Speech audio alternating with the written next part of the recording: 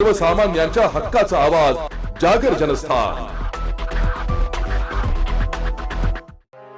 बुधवारी सायंकाळी पावसाने जोर पकडल्याने रात्री 8 वाजेच्या सुमारास शहरात पूर येऊन मेन रोड व तेलीगल्ली कुशावर्त चौक भागातील नागरिकांच्या घरात व दुकानात पाणी शिरले। त्यामुळे परिसरातील नागरिकांना धावपळ करावी लागली। त्र्यंबकेश्वर शहरात नीलगंगा नदीला आलेला पूर गोदावरीत मिसळला जातो। पण या वेळेस म्हातार ओहळाचे पाणी कुशावर्ताच्या मागून आले तर नील पर्वतावरील ओहळांचे पाणी वेगात येऊन नीलगंगेत उतरल्याने मोठ्या प्रमाणात पूर आलाय।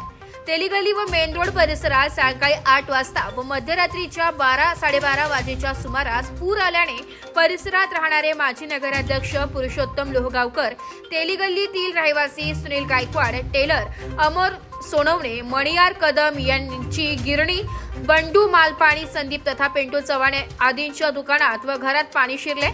परिसरातील नागरिकांना दरवर्षीचा अनुभव असल्याने फारसे काही नुकसान झाले नाही, मात्र घरात सर्वत्र गाळ पाणी साचल्याने नागरिकांची चिडचिड झाली।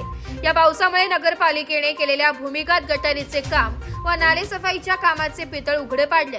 संततधार पावसामुळे ब्रह्मगिरी अंजनेरी पर्वतावर असंख्य धबधबे खाली कोसळत असल्याचे दृश्य अनेकांनी आपल्या मोबाईल कॅमेऱ्यामध्ये साठवून ठेवले, तर पर्यटकांच्या पसंतीचे ठिकाण असलेले पहिने परिसरातील नेकलेस धबधबा, दुगारवाडी धबधबा खळखळून व्हायला लागलाय। दमदार पावसामुळे शेती कामांना वेग येणार असून धरणातील पाणी साठा वाढण्यास मदत होणार आहे, तर पर्यटकांची पावले इकडे वळू लागली आहे। जागर जनस्थान करिता प्रतिनिधी रवींद्र धारणे, त्र्यंबकेश्वर।